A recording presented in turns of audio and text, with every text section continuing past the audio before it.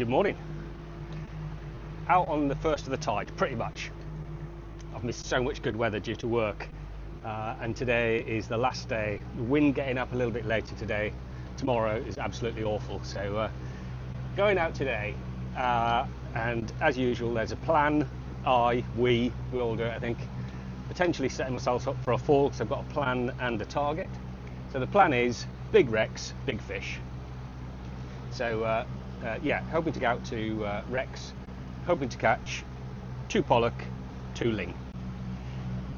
We'll see what the conditions are like. The tides are okay to have a go for ling.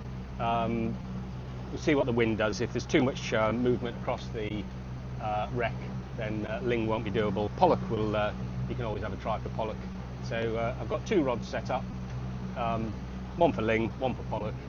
We've got a fallback plan of staying closer inshore and trying for a bass. But yeah, that's the plan. Let's get out there and see if we can put the plan into action. We're nearly there.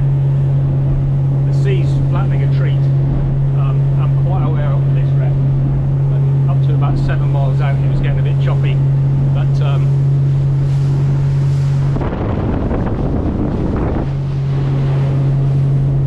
that's what we have now. See you in a couple of miles.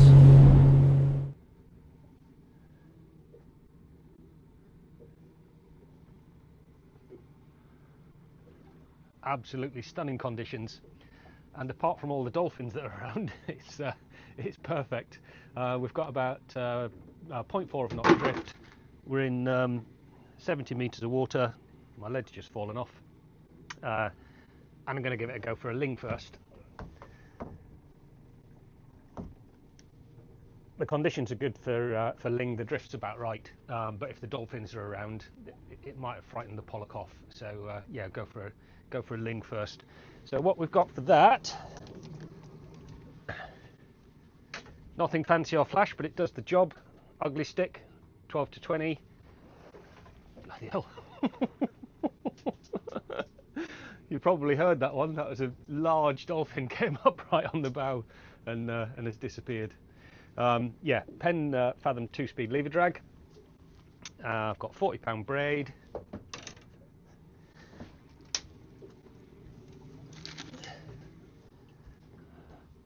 Hook my lead on properly this time.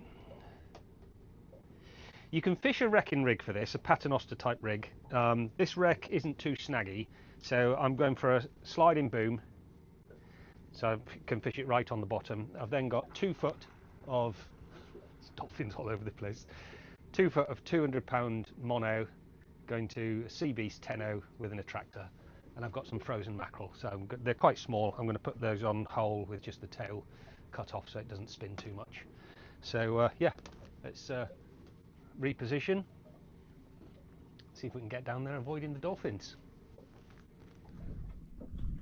Right, I've got a new camera and I won't know until I get home whether I actually caught that or not, whether it's switched off. But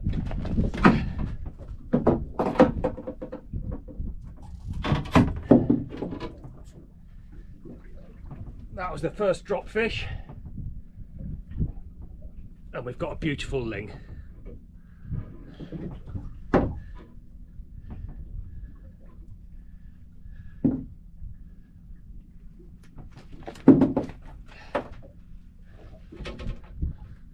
That is great table size.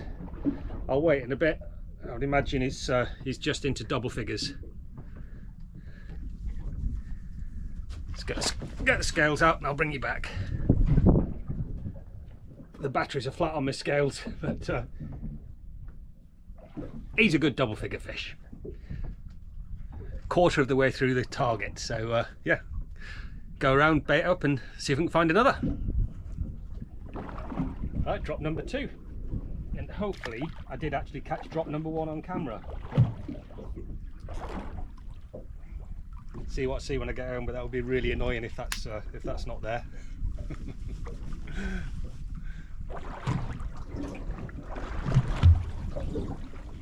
I've got a new camera because I'm not using it for this because it's not windy. I wanted to get a different mic to cut out the irritating wind noise. and this is the first trip out with it. So yeah, I haven't got all the settings exactly how I had the old camera. So see, hopefully it was just the screensaver that switched the front screen off rather than losing the footage.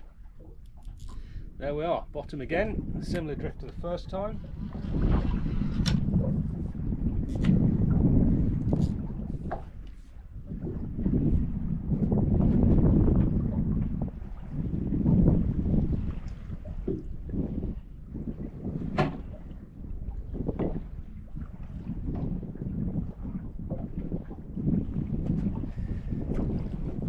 I think you can safely say something's had a go at that.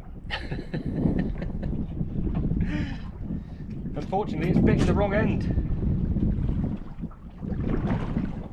On for the gulls.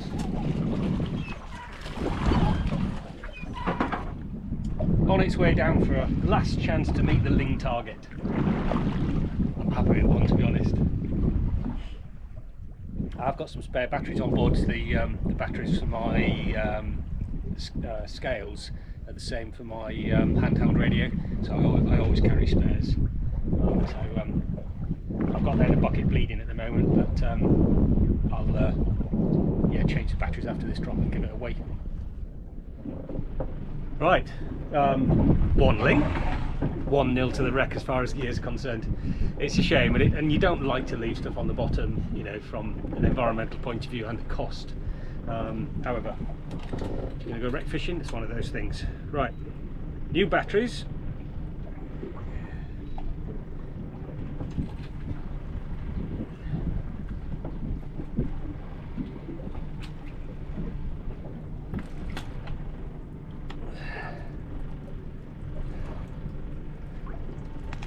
Twelve and a half. Flat seas and it's not bouncing up and down, I'll take that. So that is going to be a lovely sized fish for the table. Right, I'm already set up, so I may as well show you that, but it's my standard lure setup.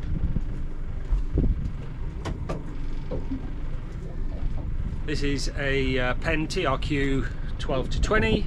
12 to 20, if you want an all-rounder for most conditions around the UK, a 12 to 20 is absolutely perfect.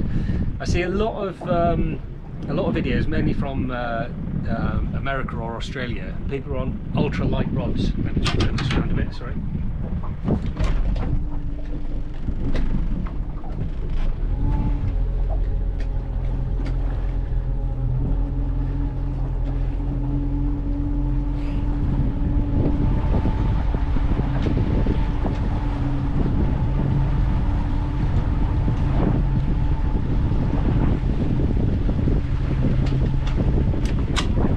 That's a bit better. Yeah, I see a lot of videos, particularly Australia, New Zealand and America. People have got these ultralight rods and they're bent right over, and the trouble is, if it's pointing the same direction as the line, and I see these people, like, you know, and the rod's right over, if it's pointing down the line, the rod's not doing anything, or that bit of the rod's not doing anything. So you've got a 7-foot rod or whatever. If 3 foot of it is pointing at the seabed, that's not doing anything. You're fishing with the 4 foot. So a 12 to 20 for me is an all-rounder. Unfortunately, with the fish I catch, they're not pointing to the seabed, so it does the job. So yeah, 12 to 20. Another Penn Fathom 2-speed lever drag, just an older model on this one. 40-pound braid.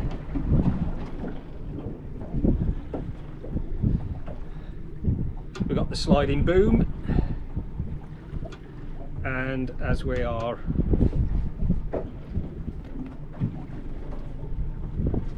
lure fishing, I've got about 8 foot of fluorocarbon. This is £30 fluorocarbon because I'm hoping for something decent. Onto a clip so I can change, and I've got one of the new Skerries Pros in for its first dip in the water. So go around to give it a try. Well, there we are, all cleaned up, fish filleted on ice, boat tidied up. ready for tomorrow. I've got a guest tomorrow, the chap that won the competition for those that watched previously. So I've got Mark coming out with me tomorrow. Unfortunately, the weather's going to be shocking, so we'll see what we can get out of it, see whether we can make a video or not. I'll probably chop this one short because I only caught one fish and I haven't learned how to work this thing yet. Yeah, there might be a little bit of wind on the mic at times, so sorry about that. I bought this for an improvement for that, and it only arrived yesterday, so I had a quick fiddle with it last night, and I haven't quite worked out how to get it sorted properly. A long way out for the hope of 2 ling and 2 pollock. Don't know why I didn't get a sniff from the pollock, but lovely to get a ling, a nice table size. So we've got 2 nice loins and 2 nice fillets off that in the igloo, which we will put to good use. So whether I get a video out of tomorrow or not, well, we'll see what the weather brings. Otherwise, hope you continue to enjoy the nice weather while it lasts, and I'll see you at the other side of it. Cheers.